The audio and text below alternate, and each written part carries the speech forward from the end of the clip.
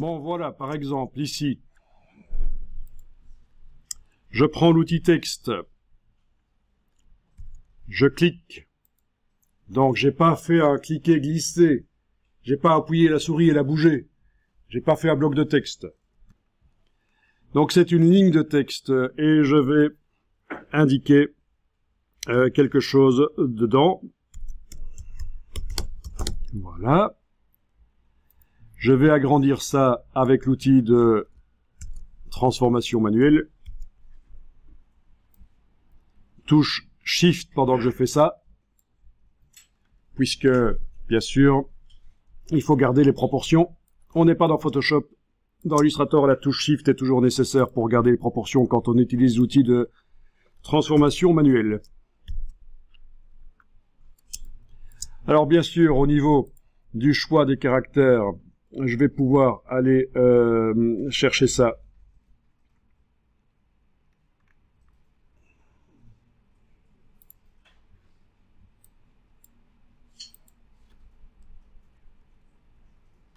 Ok, ouais, pourquoi pas, ça peut être sympa ça. Etc. Gérer l'approche, bien sûr. Non, l'approche ici, idiot. Voilà. Avec la touche Shift, voilà, etc. Bon, on peut faire plein de choses, on peut mettre des couleurs, des contours, etc.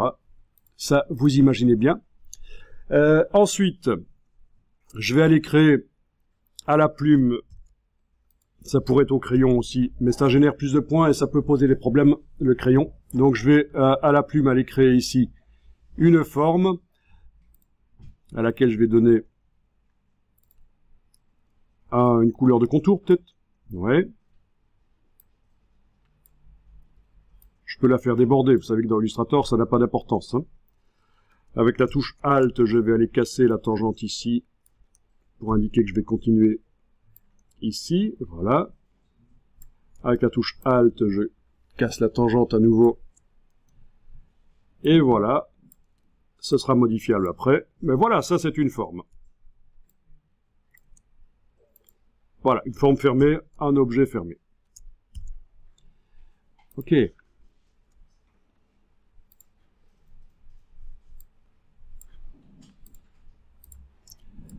Alors donc, je vais pouvoir dire que le mot ici va aller dans la forme.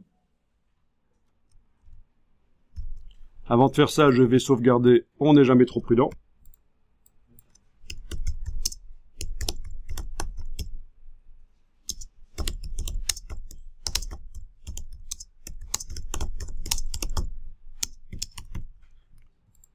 Bien.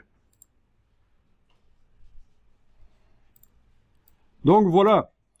L'objet ici est par-dessus le texte, puisqu'il a été créé après. Je veux dire, dans l'empilement des objets sur le calque, il est au-dessus. Je sélectionne les deux. Je demande objet, distorsion de l'enveloppe, créé d'après l'objet au premier plan. C'est donc le texte qui va être déformé d'après l'objet du dessus qui, lui, ne va pas se déformer. C'est une des fonctions les plus intéressantes dans Illustrator pour générer du graphisme. Voilà. Je vais enregistrer ça.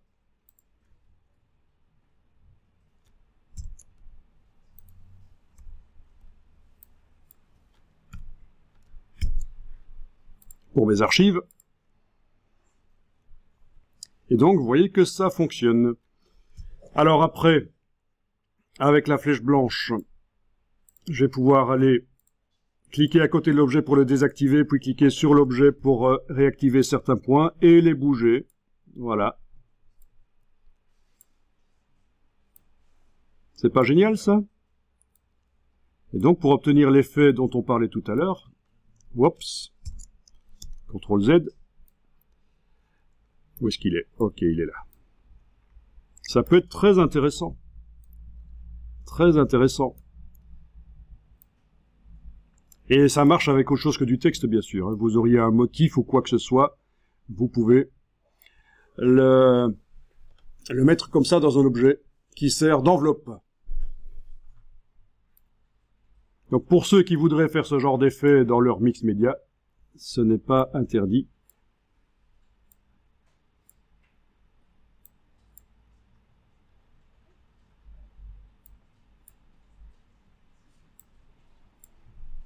Bien, je vais enregistrer ça. Donc vous imaginez que par rapport donc à l'exemple qu'on a vu tout à l'heure, vous essayez de mettre du texte autour d'une autre forme. Vous créez une forme comme ça, l'enveloppe, vous la créez autour de l'autre forme, vous mettez le texte dedans, voilà. Si je remontre l'exemple qu'on a vu tout à l'heure, voilà cet exemple-là. Par rapport à la forme de la vague ici, qui est bien sûr une œuvre japonaise bien connue, qui a été recréée ici, et il y a une multitude d'hommages. Vous connaissez bien sûr ça, vous avez tous vu ça. Hein. Bien, donc il faudrait créer une forme qui épouse la forme de la vague et puis mettre du texte dedans. Ça peut être du texte manuscrit comme ça que vous avez fait sur papier, photographié, vectorisé éventuellement donc dans Illustrator. Là, j'ai utilisé une police directement dans Illustrator, mais bien sûr, on peut faire du texte manuscrit que vous avez réellement créé, vous-même. Alors, une fois qu'on a ça, ben dans la palette des calques, l'objet texte n'y est plus. C'est un objet enveloppe. Donc, je vais le sélectionner avec la petite cible, je vous rappelle, dans Illustrator, ou alors avec la flèche noire, je clique dessus, même chose. Et vous avez ici au-dessus, dans la barre contrôle, et si la barre contrôle n'apparaît pas chez vous, ce sera dans le menu fenêtre de Illustrator, il faudra la faire apparaître par contrôle. Dans la barre contrôle là, vous avez possibilité d'indiquer si vous modifiez l'enveloppe ou le contenu. Voilà, le contenu, si j'active contenu ici, la ligne de texte apparaît. Alors ce sera peut-être plus simple si je passe en affichage tracé par le CTRL Y, qui correspond donc à affichage tracé. CTRL Y sur le PC, commande Y sur le Mac, on est d'accord. Comme ça, on ne voit pas l'enveloppe, on ne voit que le texte, et on va pouvoir donc taper ce qu'on veut. Voilà. CTRL Y, voilà.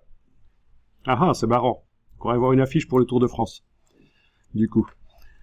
Donc ça ouvre plein de possibilités en fait. Hein. Ah oui, et aussi bien sûr la police peut être changée. Oui, je peux rester en aperçu et sélectionner avec l'outil texte le texte et aller faire apparaître la palette de caractères et changer la police, bien sûr.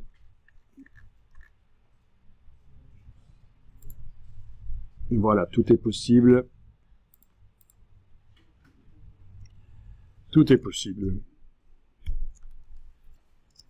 C'est un exemple très simple et vite fait, là. J'ai même pas joué avec les contours, etc.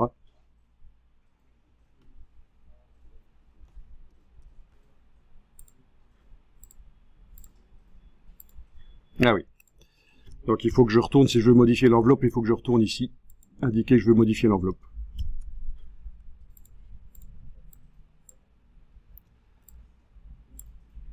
Très amusant, ça. Ok.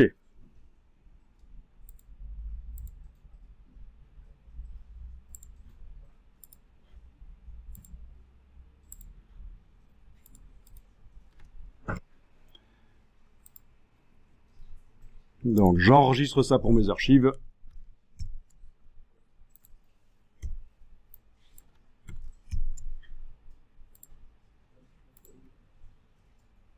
Voilà, et je quitte Illustrator.